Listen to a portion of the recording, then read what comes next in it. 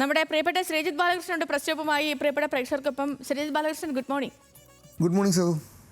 ഈ വലിയ സന്തോഷമൊന്നുമില്ല ശ്രീജിത്ത് ബാലകൃഷ്ണൻ, കാരണം ഈ വരുന്ന വാർത്തകളൊക്കെ അങ്ങനെയാണ്. നമ്മുടെ പോലും മനസ്സ് മടുപ്പിച്ച് കളയുന്ന, അല്ലെങ്കിൽ മനസ്സൊക്കെ മരവിച്ചു പോകുന്ന, ഈ നാടെന്ത് ഇങ്ങനെയെന്നൊക്കെ ചോദിച്ചു പോകുന്ന ഒരവസ്ഥയിൽ നിൽക്കുകയാണ്. തീർച്ചയായും ഇന്നലെ രാത്രി ഡെസ്കിൽ നിന്ന് അതിൻ്റെ ഒരു 11 മണിക്കാണ് ഈ വിവരം വിളിച്ച് പറയുന്നത്. ഞാൻ അതിൻ്റെ ഒരു ക്ഷീണം ഇതുവരെ മാറിയിട്ടില്ല. രാത്രി നമ്മുടെ മനസ്സിൽ കാരണം നമുക്കും കുട്ടികളുള്ളതാണ്. നമ്മുടെ മനസ്സിൽ ഈ വാർത്ത ഇങ്ങനെ നിൽക്കുകയാണ്. ഇന്ന് രാവിലെ പ്രശ്നത്തിൽ ഒരു പക്ഷേ ഞാൻ അതിൽ തുടങ്ങേണ്ടി വരുമെന്നുള്ള ഒരു ഇതിലായിരുന്നു അത് തന്നെയാണ് ശരിക്കും. ഞാൻ തുടങ്ങട്ടെ. പുഴയിൽ എറിഞ്ഞു കൊന്ന കേസിൽ, അതായത് അമ്മ മകളെ പുഴയിൽ എറിഞ്ഞു കൊന്ന കേസിൽ വലിയ വഴിത്തിരിവാണ് ഉണ്ടായിട്ടുള്ളത്. അതോടൊപ്പം തന്നെ ഇടിഞ്ഞു വീഴുന്ന ദേശീയപാത, അതിൻ്റെ കാരണം തലയ്ക്ക് 1.5 കോടി വിലയിട്ടിരുന്ന CPI മാവോയിസ്റ്റ് സംഘടനയുടെ ജനറൽ സെക്രട്ടറി അടക്കം 27 മാവോയിസ്റ്റുകളെ വധിച്ച വാർത്ത വഖഫുമായി ബന്ധപ്പെട്ട് സുപ്രീം കോടതിയിൽ, അത് ഇസ്ലാമിൻ്റെ അവിഭാജ്യ ഘടകമല്ല വഖഫ് എന്ന് കേന്ദ്ര സർക്കാർ സുപ്രീം കോടതിയിൽ പറഞ്ഞിട്ടുണ്ട്. അങ്ങനെ വലിയ വാർത്തകളുള്ള ദിവസമാണ്. പക്ഷേ പ്രശ്നം ആദ്യം പോകുന്നത് ഈ വർഷത്തെ ഇൻ്റർനാഷണൽ ബുക്കർ പുരസ്കാരം ലഭിച്ച 2 ഇന്ത്യൻ എഴുത്തുകാരെക്കുറിച്ചുള്ള വാർത്തകൾക്ക് വലിയ പ്രാധാന്യം പത്രങ്ങൾ നൽകിയിട്ടുണ്ട്. അതിലേക്കാണ് ആദ്യം പോകുന്നത്. ഒരുപക്ഷെ മലയാളികളല്ല അവർ, അല്ലെങ്കിൽ പോലും ബാനു മുഷ്താഖും ദീപ ബസ്തിയും ഈ നാടിൻ്റെ അഭിമാനമായി മാറിക്കഴിഞ്ഞു. ആ വാർത്തകൾ തന്നെയാണ്. മാതൃഭൂമിയാണത് ഒരുപക്ഷെ ഏറ്റവും നന്നായി, എല്ലാ പത്രങ്ങളും നന്നായി കൈകാര്യം ചെയ്തിട്ടുണ്ട്. മാതൃഭൂമി അവരുടെ പേരിനൊപ്പം, ആ മാതൃഭൂമി എന്ന പേരിനൊപ്പം ചേർത്ത് വെച്ചുകൊണ്ടാണ് ബാനു മുഷ്താഖിൻ്റെ ചിത്രമാണ്. നമുക്ക് മലയാളിക്ക് എത്ര പരിചയമുള്ള ഒരാളല്ല ഇവർ, കാരണം ഇവർ കന്നഡക്കാരിയാണ്, കന്നഡയിലാണ് എഴുതുന്നത്. ഒരുപക്ഷെ ഒരു സെലിബ്രിറ്റി റൈറ്ററൊന്നും അല്ലെങ്കിൽ അങ്ങനെ ഒരു സാഹിത്യകാരിയൊന്നുമല്ല. അവർ സാമൂഹ്യ രംഗത്താണ് കൂടുതലും. സ്ത്രീകൾക്ക് വേണ്ടി കൂടുതൽ ഇടപെടുന്ന ഒരു സ്ത്രീയാണ്, എഴുത്തുകാരിയാണ്. അവർക്കാണ് ആ പുരസ്കാരം ലഭിച്ചിട്ടുള്ളത്. വലിയ ചരിത്രമാണത്. കന്നഡ സാഹിത്യകാരിയാണ്, ആക്ടിവിസ്റ്റാണ്, അഭിഭാഷകയാണ്. അവരുടെ ആ ആക്ടിവിസ്റ്റ്, അഭിഭാഷക എന്ന് പറയുന്നത് തന്നെ ആ കാര്യങ്ങളുണ്ട്. അവർ ഇടപെടുന്നത് സാമൂഹികമായി വളരെ താഴെത്തട്ടിലുള്ള ആളുകൾക്ക് വേണ്ടിയാണ്. അതുകൊണ്ട് തന്നെ എഴുത്തിനും ആ പ്രാധാന്യമുണ്ട്. ഒരുപക്ഷെ അവർ ഇന്നലെ പറഞ്ഞൊരു വാചകം, അത് മനോരമ 1-ാം പേജ് നൽകിയിട്ടുണ്ട്, എല്ലാ പത്രങ്ങളും നൽകിയിട്ടുണ്ട്. മനോരമ 1-ാം പേജ് നൽകി. ഞാനൊന്ന് വായിക്കാം, അത് വായിച്ചു തുടങ്ങാമെന്ന് തോന്നുന്നു. ഒരു കഥയും ചെറുതല്ലെന്ന വിശ്വാസത്തിൽ നിന്നാണ് ഈ പുസ്തകം ഉണ്ടായത്. നമ്മെ വിഭജിക്കുന്ന, ലോകത്ത് നിന്ന് നഷ്ടമായി പോയ പവിത്ര സ്ഥലം ശേഷിക്കുന്ന ഒരേയൊരിടം സാഹിത്യമാണ്. എത്ര വലിയ സ്റ്റേറ്റ്മെൻ്റ് ആണെന്ന് ആലോചിച്ച് നോക്കണം. നമ്മെ വിഭജിക്കുന്ന, ലോകത്ത് നിന്ന് നഷ്ടമായി പോയ പവിത്ര സ്ഥലം ശേഷിക്കുന്ന ഒരേയൊരിടം സാഹിത്യമാണ്. അവിടെ ഏതാനും താളുകളിലെങ്കിലും അന്യോന്യം മനസ്സുകൾക്കുള്ളിൽ നമുക്ക് ജീവിക്കാനാകും. ഇന്നലെ അവർ നടത്തിയ പ്രസംഗത്തിൻ്റെ ഒരു ചെറിയ ഭാഗമാണത്. അങ്ങനെ വളരെ വിശദമായി തന്നെ എല്ലാ പത്രങ്ങളും, എന്തുകൊണ്ടാണ് ഒരു മലയാളിയല്ലാത്ത അല്ലെങ്കിൽ മലയാളികളല്ലാത്ത 2 സ്ത്രീകൾ, അത് ഒന്ന് ഇത് ഈ പുരസ്കാരം കൊടുക്കുന്നത് പ്രാദേശിക ഭാഷകളിൽ നിന്ന് ഇംഗ്ലീഷിലേക്ക് വിവർത്തനം ചെയ്യുന്ന കൃതികൾക്കുള്ള പുരസ്കാരമാണ് ഈ ഇൻ്റർനാഷണൽ ബുക്കർ പ്രൈസ് എന്ന് പറയുന്നത്. അത് കന്നഡ ഭാഷയ്ക്ക് ആദ്യമായിട്ടാണ് അങ്ങനെ ഒരു പുരസ്കാരം ലഭിക്കുന്നത്. അതുകൊണ്ട് തന്നെ ചെറുകഥാ സമാഹാരത്തിന് ലഭിക്കുന്നതും ആദ്യമാണ്. ലണ്ടനിൽ നിന്ന് നടന്ന ചടങ്ങിലാണത് ഇവർ 2 പേരും ചേർന്ന് ഏറ്റുവാങ്ങുന്നത്. ബാനു മുഷ്താഖ് ഒരുപക്ഷെ സാമൂഹ്യ പ്രവർത്തക, ആക്ടിവിസ്റ്റ്, അഭിഭാഷക എന്നൊക്കെ രൂപത്തിൽ നിൽക്കുന്നുണ്ടെങ്കിൽ പോലും ഒരുപക്ഷെ ദീപ ബസ്തി നമുക്കറിയാവുന്നതാണ്. ഒരു മാധ്യമ പ്രവർത്തകയാണ്, ടൈംസ് ഓഫ് ഇന്ത്യയിലൊക്കെ വലിയ ജേർണലിസ്റ്റ് ആയിരുന്നു. അവർ തുടർച്ചയായി ഈ പ്രാദേശിക ഭാഷയിൽ, വിശേഷം കന്നഡയിൽ, അവർ കുടകിൽ നിന്നുള്ള ആളാണ് ദീപ ബസ്തി, ഹസൻ എന്നുള്ള ആളാണ് ബാനു. അപ്പോൾ ദീപ ബസ്തി ഈ പുസ്തകങ്ങൾ നിരവധിയായി പരിവർത്തനം ചെയ്യുന്ന ആളാണ്. അങ്ങനെ ഈ 2 പേർക്കും ഈ പുസ്തകത്തിന് പുരസ്കാരം ലഭിക്കുന്നു എന്നുള്ളതാണ് ഏറ്റവും വലിയ പ്രത്യേകത. ഒരുപക്ഷെ ആ പുസ്തകത്തിൻ്റെ പേര്, കന്നഡയിൽ ആ പുസ്തകത്തിൻ്റെ പേര് ഹൃദയദീപ എന്നുള്ളതാണ്. 12 കഥാസമാഹാരങ്ങളാണ്, ചെറുകഥകളുടെ സമാഹാരം. ഹൃദയദീപ എന്നുള്ളതാണ്. ഒരുപക്ഷെ കന്നഡയിൽ അവരുടെ സാമൂഹ്യ അന്തരീക്ഷം, ഈ ബാനുവിൻ്റെ സാമൂഹ്യ അന്തരീക്ഷത്തിൽ നിന്നാണ് ഈ കഥകളൊക്കെ ഉണ്ടായിട്ടുള്ളത്. ഞാൻ വിശദമായി പറയുന്നില്ല. പത്രങ്ങൾ, അതുമാത്രമല്ല 6-ാം പേജിലും 8-ാം പേജിലുമായി വളരെ വിശദമായി മനോരമയും മാതൃഭൂമിയും വളരെ വലുതായി തന്നെ ഈ കഥകളെക്കുറിച്ച്, ഇവരുടെ ജീവിതത്തെക്കുറിച്ച്, എരിഞ്ഞു കത്തുന്ന ഹൃദയദീപം എന്നാണ് അത് പറഞ്ഞു തന്നെ പോകണം. എരിഞ്ഞു കത്തുന്ന ഹൃദയദീപം എന്ന് ഹെഡിങ് ഇട്ടാണ് ബാനുവിനെക്കുറിച്ച്, ഇൻ്റർനാഷണൽ ബുക്കർ നേടിയ ബാനുവിനെക്കുറിച്ച് മനോരമയുടെ എഡിറ്റോറിയൽ പേജിലെ വലിയ ലേഖനം. മാതൃഭൂമിയും 6-ാം പേജിൽ വളരെ വിശദമായി നൽകിയിട്ടുണ്ട്. അവരും ഏതാണ്ട് ആ രൂപത്തിൽ തന്നെ ചെറുത്തുനിൽപ്പിൻ്റെ അക്ഷരങ്ങൾ. അപ്പോൾ ഞാൻ ഈ രാവിലെ ചൂണ്ടിക്കാണിച്ച് ആദ്യം പറഞ്ഞ കാര്യം എല്ലാവർക്കും വ്യക്തമായെന്ന് തോന്നുന്നു. ചെറുത്തുനിൽപ്പിൻ്റെ അക്ഷരങ്ങളെന്നാണ് ബാനുവിനെക്കുറിച്ചുള്ള എഴുത്ത്. ആദ്യ വായനയിൽ തന്നെ പ്രിയം തോന്നിയ കൃതി എന്നാണ് വിധി നിർണയ സമിതി പറഞ്ഞത്. എന്തായാലും ഗീതാഞ്ജലി ശ്രീക്ക് ശേഷം ഈ പുരസ്കാരം നേടുന്ന മറ്റൊരു ഇന്ത്യക്കാരി എന്ന പ്രശസ്തി കൂടി അവർ നേടുകയാണ്. അങ്ങനെ അതാണ് ഇതുമായി ബന്ധപ്പെട്ട് വലിയ വാർത്ത. അത് മാത്രമല്ല മാധ്യമവും, ദേശാഭിമാനിയും, ഹിന്ദുവും, ടൈംസ് ഓഫ് ഇന്ത്യയും അടക്കം, സുപ്രഭാതവും അടക്കം എല്ലാ പത്രങ്ങളും 1-ാം പേജിൽ ഈ വാർത്ത നൽകിയിട്ടുണ്ട് എന്നുള്ളതാണ് ഈ പുരസ്കാരത്തിൻ്റെയും ഈ പുരസ്കാരം നേടിയ 2 പേരുടെയും ആ ആ കഥകളുടെയും പ്രാധാന്യം എന്ന് കൂടി ഓർമ്മിപ്പിക്കുകയാണ് പ്രേക്ഷകരെ. അത് എന്തുകൊണ്ടാണ് ഈ വാർത്ത ആദ്യം എടുത്തതെന്നുള്ള ചോദ്യം ഒരുപാട് വാർത്തകൾ നിൽക്കുമ്പോൾ ആ ചോദ്യത്തിനുള്ള ഉത്തരമാണ് ഈ കാണുന്നതെല്ലാം എന്നതാണ്. മറ്റൊന്ന്, ഇനി നമുക്ക് ദേശീയപാതയിലേക്ക് പോകാം. കാരണം കഴിഞ്ഞ ദിവസങ്ങളിൽ ഇന്നലെയും ഒക്കെ വലിയ വാർത്തയായി മാറിയതാണ് ദേശീയപാത. ഇടിയുമോ ഇനിയും എന്നാണ് ചന്ദ്രികയുടെ ഹെഡിങ്. അതായത് ഇനിയും ദേശീയപാതയുടെ ഭാഗങ്ങൾ ഇടിയാനുണ്ടോ എന്ന് ചന്ദ്രിക ചോദിക്കുന്നുണ്ട്. അതുമാത്രമല്ല, പിളർന്ന് പാതാളത്തിലേക്കോ എന്നാണ് വീക്ഷണം ചോദിക്കുന്നത്. പിളർന്ന് പാതാളത്തിലേക്കോ എന്നാണ് വീക്ഷണം ചോദിക്കുന്നത്. അങ്ങനെ ആ രണ്ട് ചോദ്യങ്ങൾ വലിയ രൂപത്തിലുണ്ട്. അതിൽ നിന്ന് മാറി നമുക്ക് മാതൃഭൂമിയിലേക്കും മനോരമയിലേക്കും പോകാം.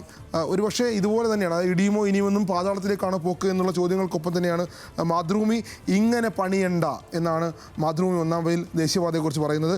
കരാറുകാരനെ വിലക്കാൻ കേന്ദ്രം. അതുമായി ബന്ധപ്പെട്ട് ദേശീയപാത അതോറിറ്റി ഇന്നലെ അവിടെ പരിശോധന നടത്തി. കുരിയാട് മലപ്പുറത്ത് റോഡിൻ്റെ ഡിസൈൻ ഇനി പരിശോധിക്കണം. IIT വിദഗ്ധരെ കൊണ്ട് അന്വേഷിപ്പിച്ചേക്കും. കരാറുകാരനെ വിലക്കാൻ കേന്ദ്രം. ഇന്നലെ MP ET മുഹമ്മദ് ബഷീർ മന്ത്രി നിതിൻ ഗഡ്കരിയെ കണ്ടിരുന്നു. അപ്പോൾ കരാറുകാരനെ വിലക്കുമെന്ന് പറയുന്നുണ്ട്. ഇന്നലെ കഴിഞ്ഞ ദിവസങ്ങളിൽ കാഞ്ഞങ്ങാട്, മാവുങ്കൽ, പുല്ലൂർ, തളിപ്പറമ്പ്, കുപ്പം, കോഴിക്കോട്, വെങ്ങളം, തിരുവങ്ങൂർ, മലപ്പുറം, തലപ്പാറ, കൂരിയാട്, ഇങ്ങനെ തൃശ്ശൂർ, ചാവക്കാട്, മണത്തല വരെ വിവിധ സ്ഥലങ്ങളിൽ ഇതുമായി ബന്ധപ്പെട്ട് ദേശീയപാതയിൽ ഇടിവ് അല്ലെങ്കിൽ വിള്ളൽ, സർവീസ് റോഡിന് തകർച്ചയൊക്കെ ഉണ്ടായിട്ടുണ്ട്. അതുകൊണ്ട് തന്നെ മനോരമ ഇങ്ങനെ പണിയണ്ട എന്ന് മാതൃഭൂമി പറയുമ്പോൾ മനോരമയുടെ ഹെഡിങ് ധും എന്നാണ്. അത് യഥാർത്ഥത്തിൽ പറയാൻ കഴിയുന്നത് എങ്ങനെയാണ് എനിക്ക് എല്ലാ ദൃശ്യങ്ങൾ കാണുന്നുണ്ട്. ധും എന്നുള്ളതാണ്. അത് തകർന്ന് വീണു. നമ്മൾ എനിക്കറിയില്ല. എന്തായാലും ഹെഡിങ് നന്നായിട്ടുണ്ട്. പക്ഷേ വാർത്തയും വളരെ വലുതായി തന്നെ നൽകിയിട്ടുണ്ട്. മലപ്പുറം റെക്കോർഡ് ഞാൻ വിശദീകരിക്കുന്നില്ല. വിദഗ്ധ സംഘം ഇന്നലെ എത്തി എന്നുള്ളത് കൂടി പറയുന്നുണ്ട്. പക്ഷേ മനോരമ കുറച്ചും കൂടി വിശദമായി ഇതെങ്ങനെയാണ്, അതായത് ഈ വിദഗ്ധർ പറയുന്നു എന്ന് പറഞ്ഞുകൊണ്ട് 15-ാം പേജിൽ വളരെ വിശദമായി വിദഗ്ധർ പറയുന്നു വില്ലനായത് ഹീവിങ്. ഈ ദേശീയപാത നിർമ്മാണവുമായി ബന്ധപ്പെട്ട് ഈ മണ്ണ് എങ്ങനെയാണ്, ചെളിയടങ്ങിയ മണ്ണാണോ അല്ലെങ്കിൽ നല്ല ഉറപ്പുള്ള മണ്ണാണോ വേണ്ടത് എന്നടക്കം, ഹീവിങ് എന്താണെന്നടക്കം വളരെ വിശദമായി 15-ാം പേജിൽ മനോരമ നൽകിയിട്ടുണ്ട്. അതാണ് ഇതുമായി ബന്ധപ്പെട്ട് പ്രധാനപ്പെട്ട പറയാനുള്ളത്. ഇനി ഇതിൽ പറയാനുള്ള മറ്റൊരു കാര്യം ദേശാഭിമാനിയാണ്. ദേശാഭിമാനി ഇത്തരം ഇനി ഇടിയുമോ എന്ന ആശങ്കയൊക്കെ മറ്റു പത്രങ്ങൾ ഉയർത്തുമ്പോൾ ദേശാഭിമാനി 7-ാം പേജിൽ ഇതെങ്ങനെയാണ് ഇതുമായി ബന്ധപ്പെട്ട് സർക്കാരിൻ്റെ, അതായത് സംസ്ഥാന സർക്കാരിനെതിരെ വിവിധ ആരോപണങ്ങൾ വരുമ്പോൾ ദേശാഭിമാനി അതിനെ പ്രതിരോധിക്കുന്നത് ഇങ്ങനെയാണ്. ഇത് ടെൻഡറും പരിശോധനയും പ്രവൃത്തിയും അത് പൂർണ്ണ ചുമതല ദേശീയപാത അതോറിറ്റിക്കാണ്. അതായത് സംസ്ഥാന സർക്കാരിനെ പ്രതിരോധിക്കുകയാണ് ദേശാഭിമാനി ചെയ്യുന്നത്. സംസ്ഥാനം ചെയ്യേണ്ട എന്തൊക്കെ കാര്യങ്ങളാണ് എന്നുള്ളത് ദേശാഭിമാനി വളരെ വിശദമായി പറയുന്നുണ്ട്. പൂർണ്ണ ചുമതല ദേശീയപാത അതോറിറ്റിക്കാണ്. അതുകൊണ്ടാണ് ഇന്നലെ കേന്ദ്രമന്ത്രിയാണ് കരാറുകാരനെ അദ്ദേഹത്തെ ഈ ചുമതലയിൽ നിന്ന് ഒഴിവാക്കും, ഈ കരാറിൽ നിന്ന് ഒഴിവാക്കുമെന്ന് പറയുന്നത് കേന്ദ്രമന്ത്രിയാണ്. അത് അക്കാര്യം കൂടി ദേശാഭിമാനി ആവർത്തിക്കുന്നുണ്ട്. ഇന്നലെ വിദഗ്ധ സംഘം പരിശോധന നടത്തിയതും പ്രതിപക്ഷ ശ്രമം വികസനം തടയാൻ, അതായത് ഇതുമായി ബന്ധപ്പെട്ട് പ്രതിപക്ഷം ഉയർത്തുന്ന വിമർശനങ്ങൾക്ക് ദേശാഭിമാനി മറുപടി നൽകുന്നുണ്ട്. വഴിതിരിക്കാൻ നോക്കി പരിഹാസ്യരായി എന്നുകൂടി ദേശാഭിമാനി പറഞ്ഞു വെക്കുന്നുണ്ട്.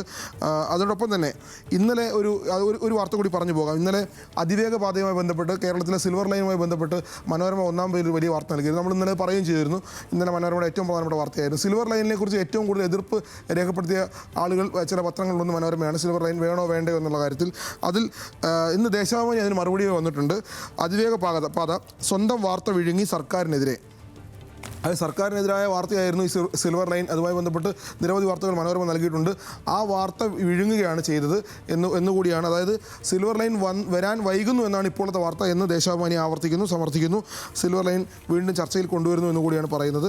എന്തായാലും ഈ വിഷയങ്ങൾക്കെല്ലാം ദേശാഭിമാനി മറുപടി നൽകുന്നു. അതിനൊപ്പം തന്നെ എല്ലാ പത്രങ്ങളും വളരെ വിശദമായി, മാതൃഭൂമി കുറച്ചും കൂടി വിശദമായിട്ട് ഒരുപക്ഷെ ഈ ദേശീയപാതയുമായി ബന്ധപ്പെട്ട് വലിയ വാർത്തയെ മാതൃഭൂമി ഉൾപേജിൽ നൽകിയിട്ടുണ്ട്. മനോരമ ഞാൻ പറഞ്ഞു 15-ാം പേജിൽ എന്താണ് ഹീവിങ് എന്നുകൂടി പറയുന്നുണ്ട്. അതാണ് ഒരുപക്ഷെ ശ്രദ്ധിക്കേണ്ട മറ്റു കാര്യങ്ങളായി പത്രങ്ങൾ പറയുന്നത്. മറ്റൊന്ന് വഖഫാണ്. വഖഫിൽ വലിയ രൂപത്തിലാണ് വാദങ്ങൾ തുടരുന്നത്.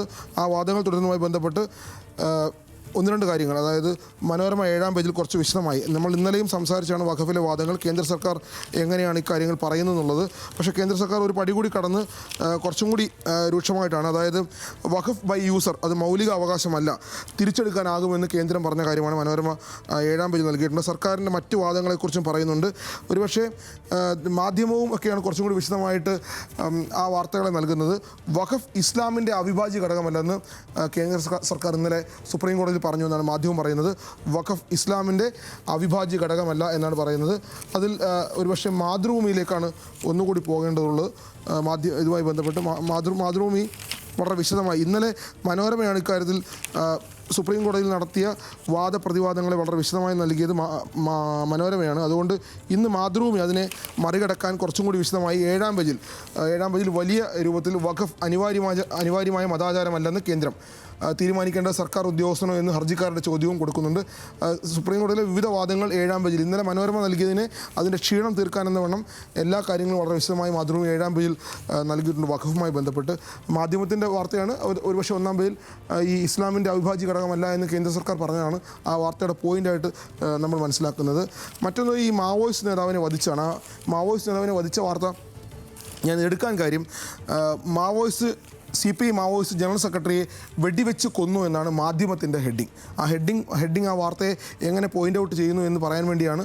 മാതൃഭൂമി നേരെ മറിച്ച് 27 മാവോവാദികളെ വധിച്ചു എന്നുള്ളതാണ് മാതൃഭൂമിയുടെ ഹെഡിങ്. വെടിവെച്ച് കൊന്നു എന്നാണ് മാധ്യമം പറയുന്നത്. വെടിവെച്ച് കൊന്നു വധിച്ചു എന്നുള്ളത് ഇന്ത്യക്കകത്ത് നടക്കുന്ന സംഭവങ്ങളുമായി ബന്ധപ്പെട്ട് ഇപ്പോഴും മാധ്യമങ്ങൾക്കകത്ത് പത്രങ്ങൾക്കകത്ത് ഒരു ആശയക്കുഴപ്പം അല്ലെങ്കിൽ അവരുടെ ആംഗിൾ നിശ്ചയിക്കുന്ന കാര്യത്തിൽ ഇപ്പോഴും ഒരു വ്യക്തതക്കുറവ് വന്നിട്ടുണ്ടെന്നാണ് മനസ്സിലാക്കുന്നത്.